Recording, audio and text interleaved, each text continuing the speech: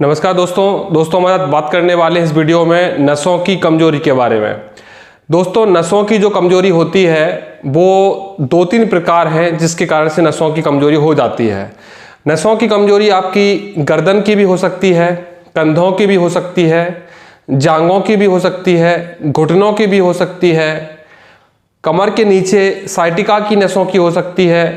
ऐसी नसें जो हमारे शरीर का बल को सहन करती हैं, हमारे शरीर को मूवमेंट करते समय उनका यूज होता है, उन नसों में जब कमजोरी आ जाती है तो बहुत ज़्यादा दर्द होता है और असहनीय दर्द होता है। उन दर्द को सहन करने के लिए लोग बाग दर्द की टैबलेट खाते हैं, मसाज करते हैं, कई प्रकार के ऑयल लगाते हैं, लेकिन जब तक दवा खाते हैं तब तक आराम होता है, फिर उनको फिर प्रॉब्लम हमेशा होती रहती है। आखिर कारण क्या है इन सब चीज़ों होने का? दोस्तों, नसों की कमजोरी का कारण सबसे पहला होता है बात।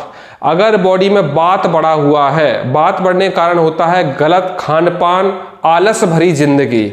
अगर आपका गलत खान पान है, अगर आपकी बॉडी में ज़्यादा मैदा बेसन जा रहा है, ज़्यादा ऑयली चीज़ें आ रही हैं, ज़्यादा चिकनी चीज़ें आ रही हैं और आलस ज़्यादा भरा हुआ है, अगर आप ज़्यादा लेजीनेस है आपकी लाइफ में और अगर आपको कब्जियत रहती है, अगर आपका पेट साफ नहीं होता है, अगर आपके खान पान का नियम सही नहीं, अगर आपका रात का जागना ज़्यादा होता है, तब हमारी बॉडी में बात बढ़ता है। उसके बाद इसी सब कारण से यूरिक एसिड भी बढ़ता है। मतलब यूरिक जो रहता है हमारी बॉडी में, वो हमारे रक्त में, हमारी नसों में जब जाने लगता है तो वो भी दर्द का कारण बन जाता है। इसके बाद कारण होता है खान पान में कमी। जो लोग खाना अच्छा नहीं खाते, दिन भर भूखे रहते हैं, नशा ज़्यादा करते हैं या बाहर का खाना खाते हैं, मैदा बेसन की चीज़ें ज़्यादा खाते हैं, जिन चीज़ों में न्यूट्रिशन नहीं है, विटामिन नहीं है, उन चीज़ों का सेवन कर रहे हैं, बाकी नहीं चीज़ें खा रहे हैं, रसों की कमजोरी कारण से, विटामिन की कमजोरी कारण से भी नसें दर्द होने लगती हैं, जॉइंट्स में दर्द होने लगते हैं और हमारे जो कमर का, साइटिका का प्रॉब्लम है जो वो दर्द भी आने लगता है।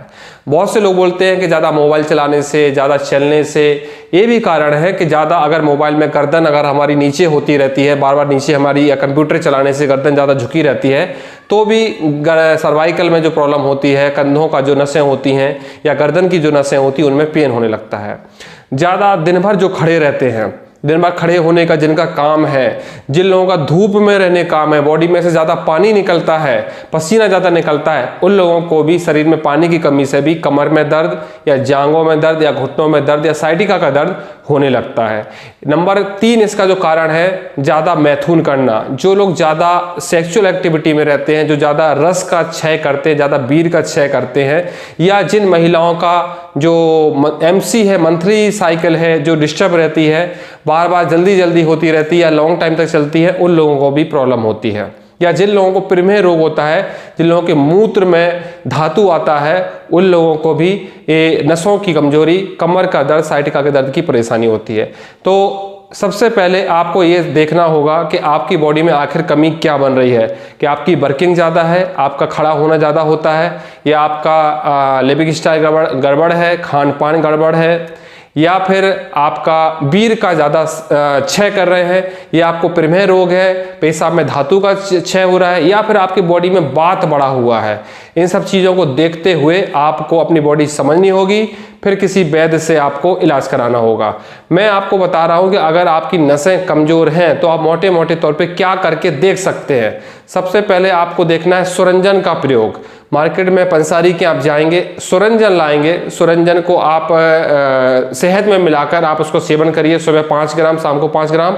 इससे भी नसों में मजबूती आती है, इससे बहुत अच्छा लाभ मिलता है। इसके बाद आप शिलाजीत यूज़ कर सकते हैं। शिलाजीत का आधा ग्राम से 1 ग्राम की मात्रा, अगर बहुत अच्छी क्वालिटी का है तो आधा ग्राम से भी कम लेना होता है। वो आपको यूज़ करके देखना पड़ेगा कि आप आधा ग्राम को सहन कर पा रहे हैं, डाइजेस्ट कर पा रहे हैं, या उससे कम डाइजेस्ट कर पा रहे हैं। इसके बाद आप अश्वगंधा का भी यूज़ कर सकते हैं। अश्वगंधा भी हमारी बॉडी में गर्मी पैदा करता है, बात को नष्ट करने वाला होता है, प्रोटीन देने वाला होता है, बॉडी में ऊर्जा देने वाला होता है, रक्त को बढ़ाने वाला होता है और लीवर फंक्शन को तेज करने वाला होता है अश्वगंधा का भी आप यूज़ कर सकते हैं। इसके बाद आपको बहुत सारी चीज़ें ऐसी भी होती है जिनको हम नेचुरली खाना पाना करके अच्छा कर सकते हैं। जैसे कई लोग अगर वेजिटेरियन हैं तो डाइट में अच्छी प्रोटीन डाइट रखें, थोड़ा सा मिल्क लें, थोड़ा सा दही लें और पनीर भी कभी कभी सेवन करें। इन सब चीज़ों से भी शरीर में ताकत आती है और नसें मजबूत होती हैं। नॉन वेज वालों को तो बहुत से रास्ते हैं, मैंने देखा है नॉन वेज वालों को नसों की कमजोरी बहुत कम होती है, जॉइंट्स पेन, बैक पेन बहुत कम होता है। इन लोगों को अधिकतर बात के कारण से प्रॉब्लम होती है, कमजोरी के कारण से मैंने देखा है। जो नॉन वेजिटेरियन होते हैं उन लोगों को प्रॉब्लम मैंने कम देखी है, केवल बात बढ़ने के कारण से या यूरिक एसिड बढ़ने के कारण से। जो नॉन वेजिटेरियन होते हैं इन लोगों को यूरिक एसिड ज़्यादा बढ़ता है, इन लोगों को यूरिक एसिड के कारण से प्रॉब्लम ज़्यादा होती है। इसके बाद दोस्तों आपको कंट्रोलिंग करना है, अपने ऊपर संयम रखना है। धातु रोग अगर आपको है तो आप थोड़ा सा ठंडी तासीर वाली चीज़ें खाएं, क्योंकि धातु रोग होने के कारण पित्त होता है, बॉडी की गर्मी होती है, गर्मी को शांत करने वाली चीज़ें खाएं। शांत करने के लिए आप किशमिश खा सकते हैं, आप फ्रूट्स ज़्यादा खा सकते हैं, आप दही खा सकते हैं, छाछ पी सकते हैं। और जो ठंडी तासीर की जो चीज़ें होती हैं, दवा में अगर आप जाएंगे तो चंदना सॉस में ले सकते हैं, सारे स्वातिक क्वाथ आता है या सारे स्वातिक सिरप आता है, उसको पी सकते हैं। और भी बहुत से ठंडे रसायन या ठंडे सिरप आते हैं, उनका भी आप यूज़ कर सकते हैं। जिन लोगों को बात बढ़ा है वो रसना जड़ी बूटी के बारे में मैंने बताया था, तो जो रासना करके एक छाल आती है, उस छाल का आप काढ़ा बना के अगर आप पिएंगे तो भी आपके बात में बहुत फ़ायदा होगा, यूरिक एसिड में आपको बहुत फ़ायदा होगा। अगर आपको कुछ समझ में नहीं आता है तो आप किसी आसपास के किसी वैद्य से मिल के आप अपना ट्रीटमेंट करवा सकते हैं। लेकिन अगर सबसे पहले आप खुद कोशिश करेंगे, मुझे ऐसा लगता है कि आप इन सब चीज़ों का यूज़ करके सोरंजान का यूज़ कर सकते हैं, अश्वगंधा का यूज़ कर सकते हैं, शिलाजीत का यूज़ कर सकते हैं।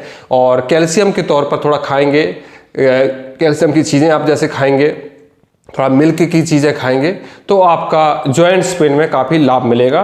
कोई लोग इन सब चीज़ों को नहीं खा पाते तो कैल्शियम की टैबलेट खा सकते हैं। कैल्शियम की टैबलेट और मल्टीविटामिन खाने से भी बहुत अच्छा लाभ हो जाता है।